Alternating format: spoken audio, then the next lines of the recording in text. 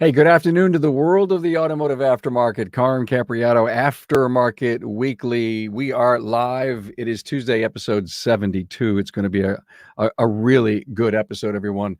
Glad to have you all here. Don't forget that what we do here on the podcasts, all of the podcasts that we do, this is really your best kept secret to personal networking. And there's so much going on. I mean, a lot of stuff going on. I can't wait to tell you about everything. We're going to have a great show here today. With me in the guest host seat is Michael Galini from Your Auto. I'm sorry. Your Auto. Yep. I always say that wrong, Michael. Every time it's the European thing. It's Your Auto Shop in Plano, Texas. Good to have you here, my friend. Well, thanks for having me. I'm excited about this one. Good. And Christy Hudson is here. Hi, Christy. Hi, guys. Hey. Troy Auto Care, Troy, Michigan, a little north of Detroit, right? Yes. Beautiful Napa Auto Care Center there. Look at that. Well, her husband Donnie has been on the show in the past, and now we get a chance to look inside of Christy's place. Yes. Now you got a third one coming. Rumor has it. We do. We have Troy Auto and Truck. So that will be our third location. We are renovating that one as we speak. We just got that one in June. Good for you. Grow. Hey, if you're with us on social media, thanks for hanging out, by the way. Check in with your city. Give us a like. You may have a question or a comment on any of my guests, what we're talking about here today. Appreciate that. And even share this with your friends. And look even if you're watching this later in the day, just do the duty here. You can continue to do some comments. And listen, our partner is Dorman, and they're the ones who bring you this great show. And we're coming to you live from the Dorman OE Fix Studios. Hey, this weekend, actually Thursday, Tracy and I are taking off, and we're heading down to ASTE in Cray, North Carolina, sponsored by the Independent Garage Owners of North Carolina. And here's some pictures of last time we were there, 2019, moderating a panel. I'm also moderating another great panel this year. Going to have the studio. I have got a full schedule of interviews that, of course, we'll take away, and then we'll publish probably through the fall time of these great interviews. And I got my ASTE shirt on. So if you're going to be at ASTE, please stop by, say hi. I've met so many incredible people at all these great conferences, and I know Tricia Sauls does one hell of a job down there. We appreciate all that she does for building this great conference out in the Southeast. Hey, we want to thank Dorman. Hey, we all know that fixing cars is different than how the OE builds them. Now, take fuel lines, for instance. Fuel lines run and rust along with the chassis of the vehicle by nature. Now, especially in the colder months, trucks can be exposed to snow, salt, or rain, causing failure due to the corroded fittings, deterioration in the line. Now, to help you in your wallet, Dorman Products team of engineers have redesigned the typical fuel line. Introducing Dorman's flexible stainless steel braided fuel lines. Made from braided stainless steel over flexible PTFE tubing, this upgraded material features a corrosion-resistant design. Each fuel line is an exact fit with the dimensions of each application. Now, improved durability is the highlight of this new design. This innovation is a Dorman OE fix, which means it's something that the original manufacturer doesn't offer. These fuel lines are quality assured and backed by their team of product experts and more than a century of automotive experience. Hey, want to learn more about Dorman's innovations? Visit dormanproducts.com/tour. Hey, you know what I forgot to say? And you know what I forgot to say in the beginning of the show, Michael? What's that? What you're going to talk about today. Customer supplied parts. Oh, man. Controversy. Actually, it shouldn't be at all. But no, it really shouldn't be, but it is. Michael's going to talk about that in a minute. Hey, this Friday. Oh, no. Go to my website if you want to ever listen to anything more that Michael or Christy has done. And type in Michael Galini and or search for Christy Hudson or her husband, Donnie Hudson, on the search lines, and listen to anything else that we've done with them. This Friday, the Town Hall Academy, really good Town Hall Academy coming up, is the courage to make tough decisions. I know what these ladies are going to talk about. It is it's going to be an incredible show. It's going to be broadcast Friday at noon, as we always do with the Town Hall Academies. That'll be episode 243. Okay, Michael, let's hammer it, baby. And Christy, just be with us here. It's all about customer supplied parts, and of course, you must do that for customers every hour of every day, right, Michael? No, absolutely not. It's been something that's really backed us into a couple corners, and the discussions are hard about it because there's a lot of people that just plain flat don't understand the liability, and not just the liability behind it, but the problems that come with it. I have a transfer case story that I could go on and on and on about, and first of all, there's no money to be made in it. As much as I hate to say it, there really isn't. But more than anything is just trying to explain to somebody the importance of quality of parts. And, we get it all the time. Well, I can get that part off of Amazon for this. I'm not installing it. I'm plain flat. I'm not going to install a part off of Amazon. I don't care if it's, the same brand of what I'm getting. There's going to be a quality control issue with it. So we've just gotten completely out of doing customer supplied parts. Now I will make an exception when we do a lot of aftermarket high performance stuff, such as exhaust, and I'll allow a customer to do something like that. But once again, it gets, preached to them that just because you're supplying the part does not mean that this part is going to fit the exact way that the factory part's going to work. But you'd be surprised with some of the kickback that we get from doing stuff like that. Michael, what's the strongest discussion point when you're making the case to the customer? Warranty. I mean, how do you warranty your part? How do you warranty their part, but not only warranting their part, the labor side of it? We're not in the business of installing stuff for free, and that's the one thing that I tell them is the reality of it is if we purchase the part and we install it or it doesn't fit correctly, we have the ability of going back to our vendors and saying, hey, there's an issue with this, and we get paid the labor side of it.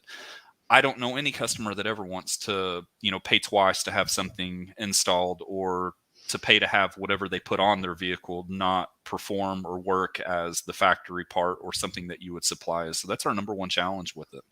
I can't believe, Michael, that I could go online and buy something that you don't think is genuine and of good quality, and that the person that I bought it from won't stand behind it if it goes bad. I mean, there's a great line back at you. When you figure that out, please let me know, Carm. Like, what is the end all, solve all, and what it is that we're doing wrong? Because it's every single time. I see Christy over there. You're snickering. So I have to ask you, what's your thoughts of customer supplied parts? We do not do customer supplied parts. Basically, I equate it to two things. The first is if I can't find a part, I will put it on for them with 0 warranty. If that part has to come off, they have to pay me labor again. It's all documented. When they continue to argue they want to bring it in, I tell them it's like going to the restaurant. I can't take my own food in and ask them to cook it for me. Listen, guys, I think there's a couple of things. You just brought up you don't take your bacon and eggs to the restaurant and ask them to cook it for you. And I've been hearing a little my ear to the ground that is a terrible excuse to give to a customer, but it's probably the easiest analogy to give, isn't it? Absolutely. I mean, I will tell a customer that exact same thing. You don't walk into a steakhouse with your own steak and tell them how to cook it. So why are you going to come to me and tell me that I'm going to install your part? But Michael, do they get pissed when you say that? I don't know, because the way I look at it is it's the best terminology and the best way to explain it. Other than just, almost being rude about it. And I'm not a rude person. I'm not a rude person that's going to come and just be like, no, I'm not going to do it. I at least want to try to explain my theory or my reasons of why we're not going to do it. But once again, it's almost like it's an argument every single time. Okay, guys, let me take this to another plateau. There's so much discussion going on about transparent pricing and the access to what does a part really cost, because you can buy anything at any time from anyone at any price level in the world. That's what e-commerce is today. And there has been discussion among shop owners, among coaches. I don't think it has landed yet. I don't think it's becoming a great practice. But if I could sell a part at a very low margin, now I've got to boost my labor where maybe your $130 labor rate is now, 210 because you've got to make up that profit. You cannot sacrifice the profit that has put you in the position that you are of a solid, successful company. Would that then take, if we ever change the way we mark up parts, would that take some of the burn and the people lined up with their own parts, Michael? I don't necessarily think so, and the reason being is, I've always said this. I feel like the automotive industry is almost tainted in a way. So when you have to change something like that, you have to inflate your labor rate. Yeah. You're just a mechanic, you're just a technician, you're just a shop, and I think the value to it. I don't think that bringing that margin down, justifies still doing it. It just, to me, it doesn't anyways. I mean, we're a business. Ultimately, we're shop owners. We want to be successful. Who doesn't want to be successful? So no. And to your point, and Christy, chime in anytime. So many shop owners says it's a non-factor. I don't care about transparent pricing. I don't care what they could buy it for. I've got great customers. They love me. They trust me. They drop their keys. We've been here for years. We have a great culture. We have relationships. Why does all that stuff matter? I hear that all the time. And you know what? It's great to hear, because that means we have really elevated our industry as a profession. Absolutely. I completely agree with you. So, do people understand the liability side when you say, hey, listen, you take me to small claims court someday and I lose, it just doesn't matter. I lose. The judge is going to say, you put it on, you stand behind it. I think, so to that argument, I think one of the things that we see more often is the reality of it is they don't care. They really don't care. And if, for us anyways, if we're dealing with somebody like that, it's usually probably not the best fit for us as a company. Right. There's going to be somebody next door that's going to install a part for you. Go let them do it, because that's not the customer that I want. It's the reality of it is it's not the customer that I want. Well, I think that's the kicker right here. I mean, if you want to sum up this discussion, it's the easiest way of doing it. They're just not your customer, Michael, right? Absolutely. And Christy, I walk in and, I says, hey, listen, I got a code from the store down the road, and I went out, I bought an oxygen sensor from them. Can you put it in? What if they were a long-term customer? How would you feel? I've had that situation, and basically we sit them down and we politely in the beginning explain A, the liability, B, there'll be no warranty, even if they go buy that part from Napa. I didn't buy it, so it's not covered under my warranty.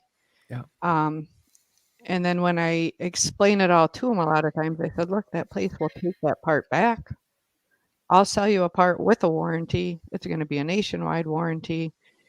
My guy's covered. If anything happens while he's installing it, when you leave, I explain the liability aspect. And then if they don't understand, then we bring in the restaurant. But typically they understand and they're good with it. And if they don't, then I tell them there's definitely places around here. I don't know who they are, but they're there and they'll install your parts. I feel a good customer is always going to understand that. The one thing that I always use is, if I use a friend for business, I don't ask for a discount. I don't ask for him to make an exception for anything that they're going to do, because I want everybody to be successful. And I'm with you, Christy. I feel like a good customer is going to understand it most of the time. And I would I'd be curious to see what the percentage of new customers versus existing customers come in and ask you to install a customer supplied part. I feel like for the most part, it's people calling on the phone to ask, hey, will you install my brakes? No, I'm not going to install your brakes. There's no way I'm going to install your brakes. That I think that's one of my favorite is brakes and tires. Will you install my customer supply brakes? No, I'm not going to do that. Absolutely not. I'm not going to do it. So I just had a story to tell. The refrigerator the ice maker went on our refrigerator. And I YouTubed and I looked around and it took a long time to figure out what ice maker to go out and try to buy because there were different models and applications. And if I went to a repair place, they would have just got it, come in and installed it. I would have never thought to call the appliance repair place down the road and ask them to install it. I would have never, ever thought to do it. So maybe I guess it's me. And look at my landscaper. I don't ask, I don't say, could you come over and cut the grass with my lawnmower? Right? I'm going to ask my guy that. And the guy that paints the occasional rooms in my house or the outside of my house says, listen, I just bought a 5-gallon pail of paint. Would you come over and put this on my house? I mean, if you maybe there's some better analogies instead of you wouldn't take your steak to a restaurant and ask them to cook it. Maybe I never thought about the lawnmower one. I think that's what I'm going to use that for my next analogy. The next time a customer asks me and be like, well, I don't ask my lawn service to use my lawnmower and my weed eater. So yeah, Jonathan, John Sandelur, is it Jonathan? Sandifer. Jonathan brings up a great point. I got the code from the parts store. It tells me to do the O2 sensor. It comes to my place. I put it in and it really didn't solve the problem because all they were telling you is, is the zip code, not the actual address of the problem of the part. And everybody thinks it's just so easy. Go get a code and buy the part and solve the problem. Well, look at great dialogue. Thank you. I like to have these discussions on occasion because I think it actually drops some reality. It drops some reality in our laps. So, hey, look at we had some great episodes, guys. Let me tell you what.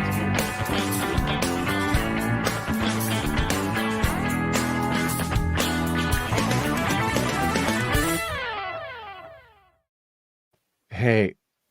You can't miss these 3 episodes from this week. Today, Succession Planning Blueprint, OMG, with Brian Stash. It's great.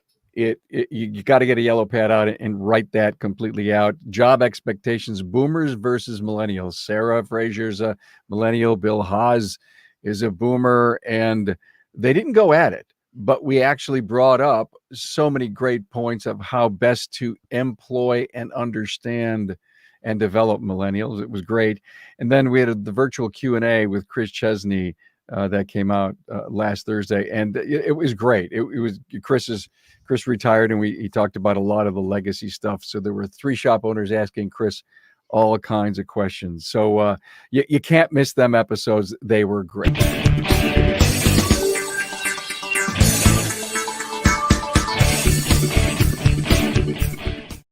Well, I can't wait. We're going out to Troy, Michigan, and Christy Hudson. Go ahead, Christy. So this is our second location, Troy Auto Care 2. This is my shop. It's going to be a 13-bay repair center. We do trucks and automotives. We do a lot of heavy stuff. As far as RVs, big box trucks, different fleet accounts. So this is your second store, right? Yes. Okay, great. We got this one in December 2018. December 2018. And this is your baby, right? Donnie runs the other store, and you're running this store. This is and it looks like it's a Napa Auto Care Center. How many bays again? 13. Wow. So that's our key pickup for after hours. We give them a code and they put the code in and their key pops out. I have to tell you something. Stop the video for a moment. It's amazing with 13 bays. I never saw 2 key containers together. And when you stop and think about it, it's a busy shop. So that's why you have to have that many. Okay, great. So we're just off the main road. So nobody really sees the front right here of my building. They see where we started, which is that back sign. But when you come in, we have our little customer write-up area. We are very into seasonal. So we like to decorate for all the seasons. Cool. If you were there, you would smell the scents of the season. Now, wait a minute. Are you telling me that pumpkin spice is the flavor of the day? It is. We also have pumpkin spice cappuccino available for you. Oh, that's a So, beautiful. That looks like you got the Napa treatment there, huh? yes. So I do need to give a shout out to Jason Rainey and the Napa Auto Care team in Atlanta, because without their help and support, this shop would not be what it is today. I had a lot of guidance and help. Wow. So that's my newest service writer, Haley. She's still in training with us. Very nice, very professional, very clean. It looks like you have a separate room for the customer wait area. We do, and I love that. It has a door that closes, so we leave it open. But then, like during the pandemic, I would have customers come and ask to use that for Zoom calls because it was quiet. And then over here, we have our beverage area with our cappuccino, coffee, snacks, water. Let's stop that video for a moment. I loved the sign that said play. That looks like you had some kid stuff there, right? Yes. And then you have this sign called refresh. It is, you don't need to see that to know that there's a coffee machine and I can get waters and stuff. But I love the references to what you're doing for your customer. And that's actually part of the Napa Interior Pro image. So above the workstation bar I had, it says charge, because all throughout all of our furniture has built-in chargers, even the little Wow. coffee tables.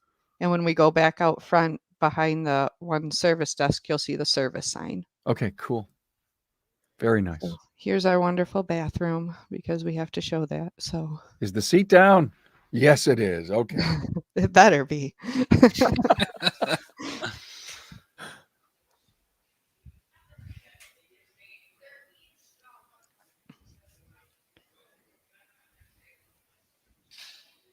So there's our service desks for my two Mhm. service writers. I tend to work up here. I like to be up front with the girls. That way I can be there if needed. Okay, Christy, you said the girls. Yes. So is it an all-girl operation? So yes, at my location, and then actually at the original one, we have all girls on the front. None of them come to me with the knowledge, but I find that I have nothing wrong with a male service advisor. We have some at our new location, but I found that it's easy for me to teach people about cars, but I can't teach empathy, compassion. I can't teach friendliness, and not saying all girls have it, but a lot of them I get do. My two that I have at my shop right now, Caitlin and Haley, both come from the medical field, and they are two of the sweetest girls that you'll ever meet. And Caitlin's actually my service manager for all three shops. She's been with me 4 years. Wow. And she now has quite the knowledge base about cars also. That's a great strategy that the Hudsons have there. I like that. So this is where we dispatch all of our work to our technicians, and then we separate. Once it comes up, it's waiting on approval. It gets moved over, waiting on parts here. So basically, I just have to look at their boxes, because we have a system where they'll flip what they're working on. I know what's going on in the back without walking back there. This is my actual office. I tend not to use it. It is the one room I have yet to repaint, and the red would be why I don't like that one. It's just Let me ask you a question about the layout. Did you guys buy a going place or did you build this from scratch? No. So this was an existing auto care when we bought it. It was a business that had been in business for many years. They had actually done an addition. They were looking to get out. We wanted to get in. So we purchased this and then started fresh. Seems like it's laid out really smart. Is this a employee room? So this is our break room / kitchen. We did all this ourselves, Donnie and I. We put the kitchen in. We also supply food for them. I'm hungry. My technicians, when they come in, they can have breakfast, lunch on us if there's things they want. They can request stuff. That way they're more productive. They're happier. They're not wasting money. They don't have to go out and buy lunch every day. And the one thing we don't have is storage. So it doubles as a storage room. This is our brake storage. So they get to eat lunch. Interesting. Stop the video for a moment, Michael. You wouldn't stock that level of disc pads and rotors, would you? We don't, and the reason we don't is because to do something like that, the amount of inventory that we would need would be crazy. Yeah, and Christy, so these must be like super top movers, or are they to supply and support fleets? No, this is my fleet brakes are actually in the back for all my big trucks. This is all my top movers. Okay. But a couple of my accounts I have. I mean, we do quite a few brake jobs every day. So there's Sure. a lot of brakes up there where I'll go through 2 or 3 of the same number in one day. I haven't seen a belt and or a brake or rotor inventory like that in a while. So listen, I don't think you'd have it invested if it wasn't working for you. Right. And then my salesperson does come out, and every few months we actually run reports and we adjust my inventory to what I need. So this is my locker room for my guys. They have their own bathroom. You'll notice the seat is also down. They know I check it, so. And they also get pumpkin spice soap in their bathroom, so they smell good too. Now we're going into the front of my shop. So we set up the shop to be as practical as possible in the very front. This is where our incoming parts go. So parts dropped off, they get broken up for the guys. The sticky notes have the parts on them and they're coded per technician. So they just walk up, they know what parts are theirs, they grab them and they go to their job. Then I think we're going to go right behind that next.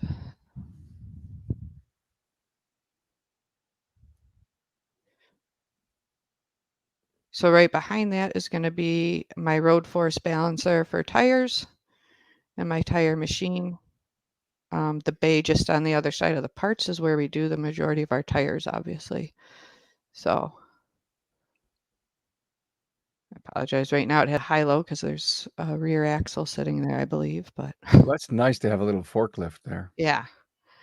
So now when we come up to the front area, we have to find storage wherever we can. So cabinets are great for us because they don't take up any space. Yeah. My bays are basically broke up by technician. Each one gets a minimum of 2 right now. So again, a lot of the stuff we do, my customers want it back like yesterday. There's the back of our porta-cool for the guys. Keep them cool in the summer. So let me ask you a question. You just said, well, our customers want it right away. Have you been slowing that promise time down to your customers at all? Some of them, yes. My fleet accounts, we have a It's a fleet of tow different trucks. story. Yeah, we have yeah. a fleet of tow trucks here. I know what it's like to have a truck down. Yeah. So my fleet accounts, and we have some major ones with some big hospitals around here. We push them in and out as fast as possible for all my fleets. My regular customers have been understanding because you can't complain, but it's been crazy. So, we just are honest with people on parts availability when we can't get it. Yeah. And hey, we're busy. It's going to be a little bit, and they've been pretty understanding. So Good. Okay. Do your same technicians work on your fleet vehicles as well? Some of them do. It depends on the fleet. So some of my fleets are like cars.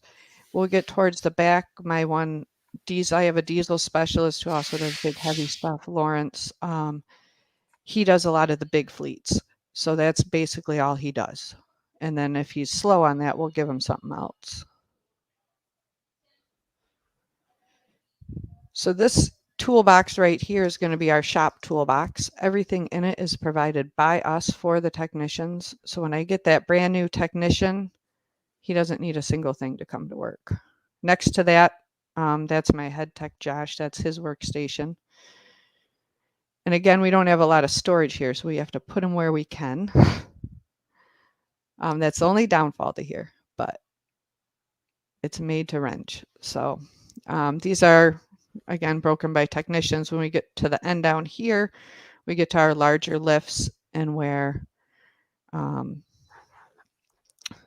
we have Lawrence right there working on the truck. He's my diesel mechanic. And then my fleet guy and the guy next to him was my apprentice, Ben, who's in our apprentice program. Glad to hear that. So this is where we pull in our big box trucks, our RVs. This is our heavy duty lift with Lawrence's station right behind. And then next to him, we have my ASE master, Scott. So he wanted a back corner. That's what he got. He does a little bit of everything. And he's got an assistant helping him over there, Brandon.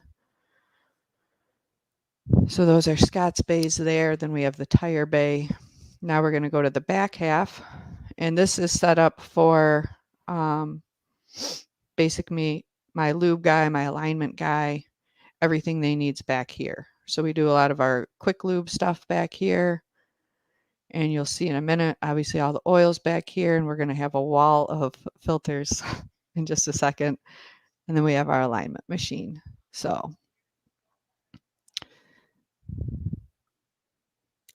here is, again, I stock a lot. So Wow, big place. we have a ton of air filters, I oil see that. filters, fuel filters. And down low, we have fleet brakes. And so the reason to have the filters, I mean, kind of almost set up like a quick lube, is it something you do a lot of, or is it you need them for the fleets in and out, keep them churning? No, we do a lot of them. So Okay. we sell more than my local store could probably stock in a week. Got it. So air filters will probably go through 25 to 30 in a week. One of my accounts is a used car dealer. They specialize in newer vehicles. Every car that comes in for an inspection basically almost always gets oil change and air filter. Are you using digital vehicle inspections? Absolutely. Good for you.